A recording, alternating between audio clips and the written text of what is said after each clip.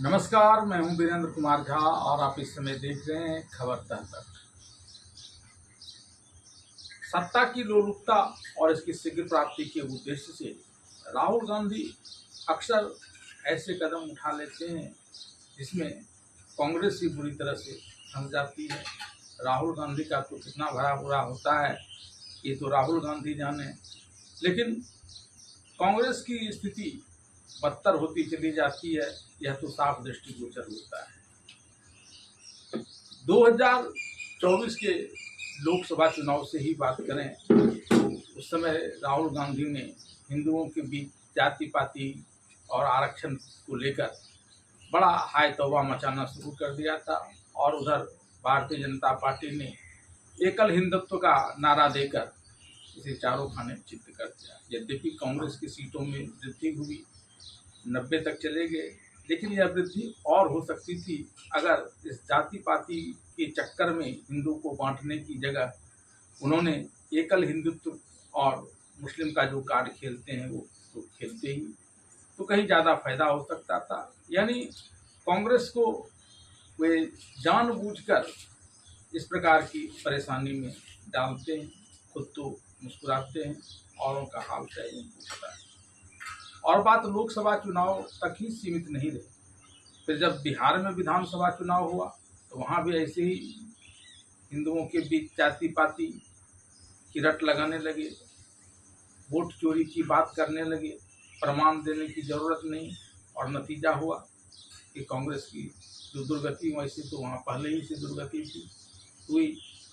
असम के चुनाव में भी आपने देखा कि कांग्रेस की क्या दुर्गति हुई, और पश्चिम बंगाल की तो खैर चर्चा करना ही व्यर्थ है, क्योंकि पहले ही वे शून्य पे चले गए थे, तो उसमें कुछ वृद्धि हुई। अब इसी को वे अपना एक बड़ी उपलब्धि मान रहे हैं और उससे खुश होकर अब हालिया जो 4 राज्यों और एक केंद्र शासित प्रदेश में चुनाव हुए और उसके परिणाम आए, तो तमिलनाडु के परिणाम में यद्यपि विजय थलपति की पार्टी टीवीके को सबसे ज़्यादा सीटें मिली, लेकिन सरकार बनाने की स्थिति के लायक सीटें नहीं। और तब राहुल गांधी ने विजय थलपति की पार्टी टीवीके को समर्थन देकर विजय थलपति को मुख्यमंत्री बनने का अवसर प्रदान किया, और ये कहने के लिए अब उनके पास हो जाएगा कि जिस प्रकार से भारतीय जनता पार्टी ने इस चुनाव में 5 में से 3 जगहों पर सफलता पाई, तो इसने भी 2 जगह पर सफलता पाई, एक केरल में और दूसरा तमिलनाडु में। भले ही गठबंधन के सहारे हो, ये कह सकते हैं, लेकिन इसे लेकर कांग्रेस के अंदर ही मतभेद शुरू हो गए। जिस इंडिया अलायंस के नेता के रूप में यद्यपि उनके लिए कोई निर्धारण नहीं किया गया है पेन और पेपर में, लेकिन माना जा रहा है, तो वहाँ से भी उनके लिए संकट के स्वर आने लगे हैं, उठने लगे हैं। और डीएमके जिससे एक लंबा संबंध रहा था कांग्रेस का, और उसी के भरोसे जब से तमिलनाडु में एक बार डीएमके और एक बार एआईडीएमके वाले सत्ता का आगाज हुआ था, तब से डीएमके के साथ कांग्रेस रहा करती थी और उसी के भरोसे कुछ सीटें जीतती थी। अब वह भी नाराज चल रही है। अब एक एक कर डालते हैं कि राहुल गांधी के द्वारा कांग्रेस को जबरन विजय थलपति की पार्टी टीवीके को समर्थन देने को लेकर कहां कहां विद्रोह के स्वर उठे और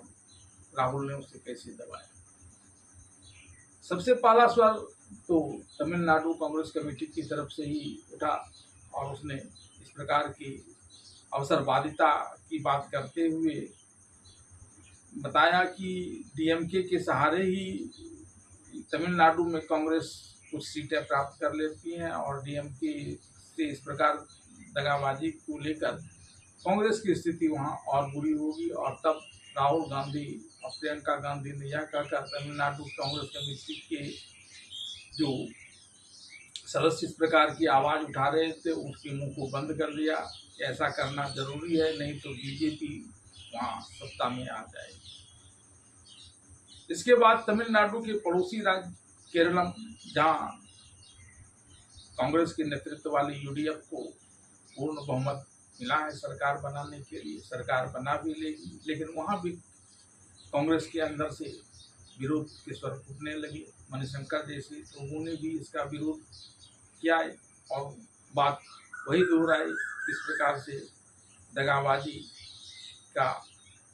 जो गठबंधन होता है विभिन्न दलों के बीच, उस पर बुरा असर पड़ेगा, क्योंकि यूडीएफ भी कोई अकेली पार्टी नहीं है, उसमें भी कांग्रेस के अलावे अन्य पार्टियां हैं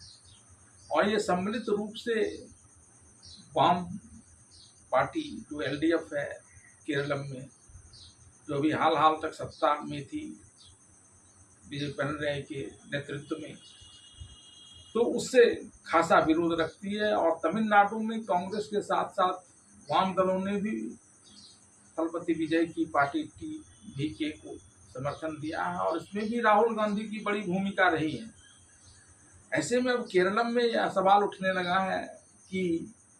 अगर इंडिया अलायंस के तहत राष्ट्रीय स्तर पर कांग्रेस और वाम दल एक है तो कोई बात नहीं, लेकिन अब राज्य स्तर पर भी अगर इस प्रकार से एक हो जाए तो फिर यह तो जनता को धोखा देने वाली बात है और इसकी आड़ में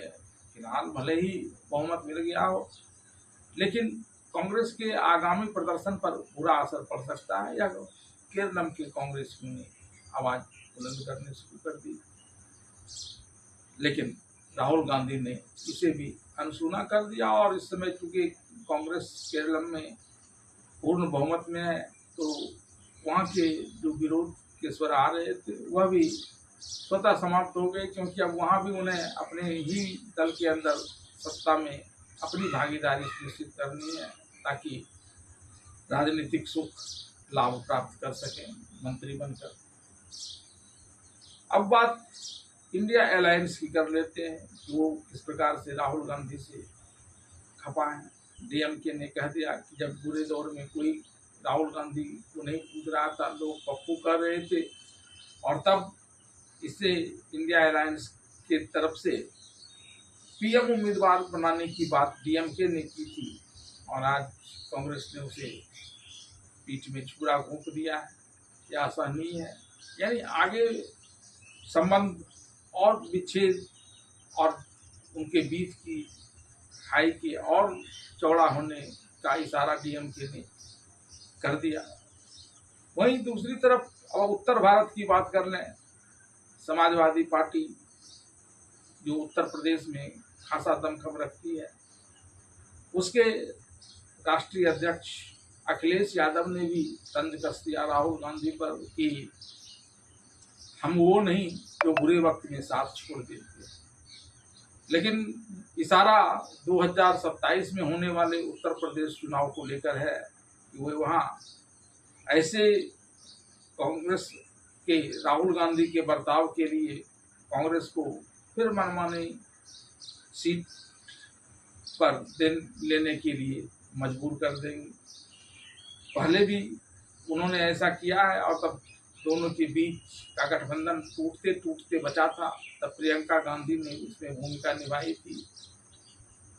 लेकिन अब इस बार अखिलेश इसी बात का फायदा चुनाव में उठा सकते हैं जो 2027 में उत्तर प्रदेश में होना है, और तब ये कांग्रेस को पहले ही से कम सीट देकर उसकी दुर्गति करने का प्रयास करेंगे और फिर जनता तो जो करेगी वह बात की बात है। अब रही बात भारतीय जनता पार्टी की, वह भला इस अवसर से लाभ उठाने से कैसे चूकती। प्रधानमंत्री नरेंद्र मोदी ने अपने भाषणों में कहना शुरू कर दिया कि राहुल गांधी और कांग्रेस का कोई भरोसा नहीं, या अपनी ही पार्टी के पीठ में जब छुरा घोंप सकती है तो फिर जनता के सुख चैन को लूटकर अपना ऐश करने के लिए और क्या नहीं कर सकती। और इस प्रकार से बीजेपी भी इस अवसर का लाभ लेने में जुट गई है। कुल मिलाकर जो स्थिति नजर आती है, भले ही इस समय सत्ता सुख की प्राप्ति गठबंधन के जरिए हो सकती है, राहुल गांधी को नेम फेम का भी अंदाज लग सकता है, लेकिन अगर यह मामला गड़बड़ाता है, आगे चलता है, तो यह भले ही वे कह लें कि 5 राज्य, 4 राज्य और एक केंद्र शासित प्रदेश में हुए हालिया विधानसभा चुनाव में उन्होंने बीजेपी को लगभग टक्कर दी है, लेकिन आगे कहीं वो चित्त न हो जाए और उनके चित्त होने के साथ साथ कांग्रेस भी कहीं चित्त न हो जाए, जैसा कि वह विभिन्न चुनावों में अक्सर इस समय हो जाया करती है।